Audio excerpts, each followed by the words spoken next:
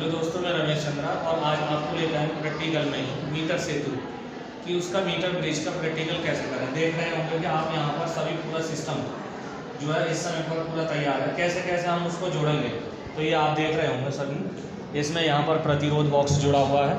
इसका एक वायर इधर है और दूसरा वायर यहाँ पर, दोनों वायर प्रतिरोध बॉक्स में।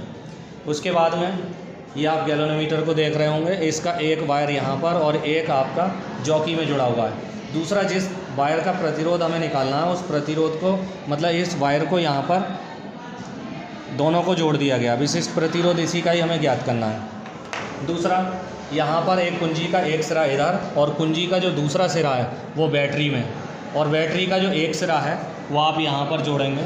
उसके बाद आपका ये पूरा अरेंजमेंट होगा। इसके बाद इसको हम चेक भी कर सकते हैं कि इधर ये जैसे हम चेक कर रहे हैं कि यहाँ पर आप देख रहे होंगे गैल्वेनोमीटर में एक तरफ को विक्षेप जा रहा है, आपको सुई उसमें दिखाई दे रही होगी ये वाइब्रेट करती हुई, और दूसरी साइड में देखेंगे तो वो दूसरी साइड में जा रही होगी। आप देख रहे होंगे यहाँ पर कि दूसरी साइड उसमें जा रही है। उसके बाद आप इसके बाद जैसा कि हमें प्रैक्टिकल करना है तो हम क्या करेंगे, इसमें से कोई भी 1 ओम 2 ओम या 3 ओम किसी का भी एक प्रतिरोध हम निकाल लेंगे। तो हमने इस समय पर यहाँ से 1 ओम का इसमें से प्रतिरोध निकाल दिया गया है। तो आप देख रहे होंगे कि यहाँ पर हमें क्या करना है, ये जो तार है जिस पर ये जॉकी चल रही है, तो जॉकी को चलाते हुए हमें जो है यहाँ पर लेके जाना है और गैल्वेनोमीटर को देखना है कि कहाँ पर वो 0 पर आएगा, और उसी को धीरे धीरे आगे खिसकाते हुए जाएंगे हम। और आप देख रहे होंगे कि वहाँ पर वो 0 की तरफ पहुँच रहा है, और आप देख रहे होंगे कि वो 0 पर इस समय पर आ रहा है, और आप देखेंगे कि इस समय 0 पर ही है। जब ये 0 पर आ जाए तो हम क्या करेंगे कि ये कुछ रीडिंग नोट कर लेंगे। तो इसकी जो रीडिंग नोट करेंगे तो आप देख रहे होंगे कि कहाँ पर ये 0 पर आएगा तो वही इस पर रीडिंग नोट करेंगे। तो गैल्वेनोमीटर में 0 पर रहना है, और यहाँ पर जो रीडिंग है जो हमारी आई है वो अभी हमने देखा था कि वो 30.6 पर ही आ रही थी। तो ये 30.6 पर इस समय पर दिखाई दे रही है, तो वो 30.6 पर ही इसको फोकस कर लेंगे। और ये जो रीडिंग है वो एक साइड की 30.6 वाली वो इस कॉपी में नोट कर लेंगे आप। एक इस टाइप की एक टेबल बनानी होती है। ये टेबल एक तरीके से एक प्रतिरोध बॉक्स है, ये आर हो गया, और यहाँ पर जो लंबाई अभी 30.6 है वो हमने यहाँ नोट कर दी। अब ये दूसरी साइड से मतलब 100 में से घटा देंगे 30.6 को, तो ये 69.4 आ गई। इसके बाद एस बराबर इसमें आर और एल के दोनों के मान रखकर हम एस का मान ज्ञात कर सकते हैं। आर हो गया, और यहाँ पर जो लंबाई अभी 30.6 है वो हमने यहाँ नोट कर दी। अब ये दूसरी साइड से मतलब 100 में से घटा देंगे 30.6 को, तो ये 69.4 आ गई। इसके बाद एस बराबर इसमें आर और एल के दोनों के मान रखकर हम एस का मान ज्ञात कर सकते हैं। ये केवल एक आधी रीडिंग हुई। दूसरी तरफ हमें क्या करना है, अब ज़रा एक बार ध्यान से देखेंगे कि ये जो प्रतिरोध तार है, इस प्रतिरोध तार को यहाँ से चेंज करेंगे, ये यहाँ पर आएगा, और यहाँ से जो प्रतिरोध बॉक्स है निकालने के बाद में ये यहाँ पर हमें लगाना है। उसके बाद हम रीडिंग लेंगे यही वाली। तो देखिए हम चेंज, अब आप देख रहे होंगे कि इस समय प्रतिरोध तार जो जिसका हमें विशिष्ट प्रतिरोध ज्ञात करना है वो इधर लिख दिया, यहाँ पर पूरा कस दिया गया है, और इसके बाद ये जो रेजिस्टेंस बॉक्स है वो इस तरफ आ गया। अब हम ये देख रहे हैं कि सामने आप देख रहे होंगे कि हमें इसमें भी वही चीज़ देखनी है कि कहाँ पर वो नल पॉइंट आएगा उसमें और जॉकी के साथ में। तो आप देख रहे होंगे कि ये दूसरी साइड जा रहा है, तो हमें बैक में दूसरी साइड जाना है, और हम देखेंगे कि यहाँ पर जैसे जैसे जैसे बढ़ते जाएंगे तो आप देख रहे होंगे कि इस समय पर 0 की स्थिति में है बिल्कुल। तो अब हमें ये देखना है कि ये 0 कहाँ पर आ रहा है, वो डिस्टेंस हमें लिखनी होती है। तो अब इस समय आप देख रहे होंगे कि ये जो डिस्टेंस है, एक बार देख सकते हैं कि कितने कहाँ पर आ रहा है डिस्टेंस है। तो ये 72.8 पर डिस्टेंस आ रही है।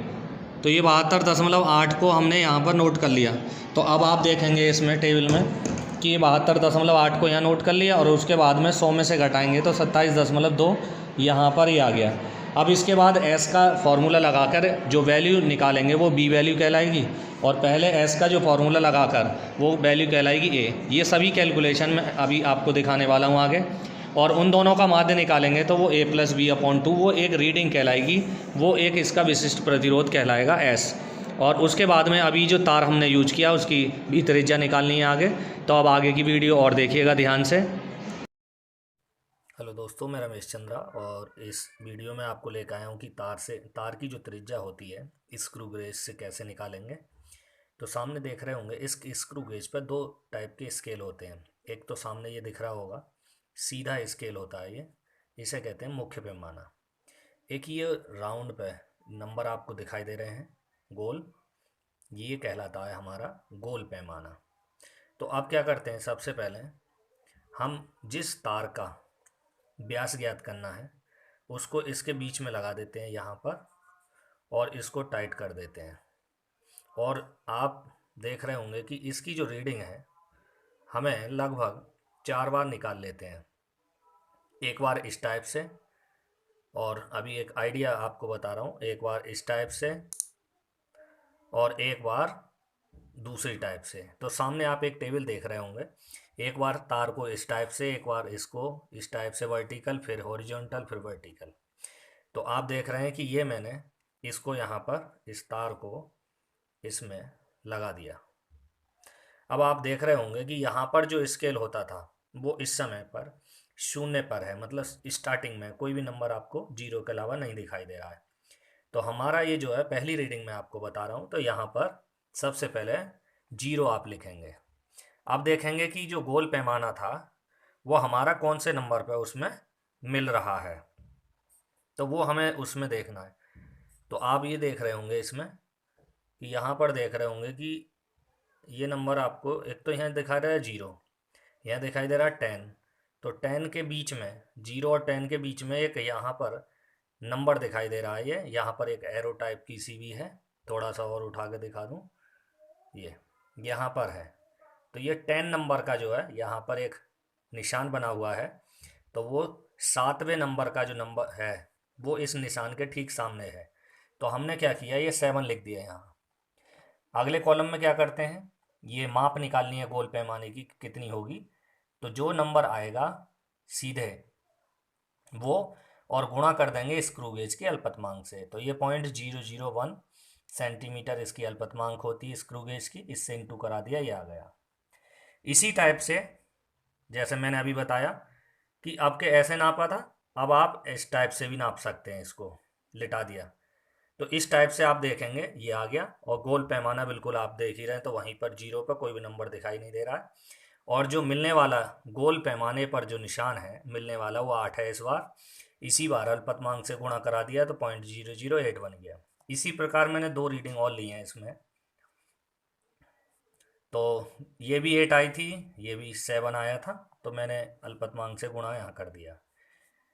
सीधे ए और बी, ये ए है ये बी है, इन दोनों को प्लस करके यहाँ पर एक कुल माप का कॉलम बना लिया। उसके बाद में जब कुल माप आ जाए 4, तो उनका हमने एवरेज निकाल लिया, इसे कहते हैं माध्य व्यास। चारों को जोड़कर हमने 4 से भाग कर दिया, ये निकल के आ गया।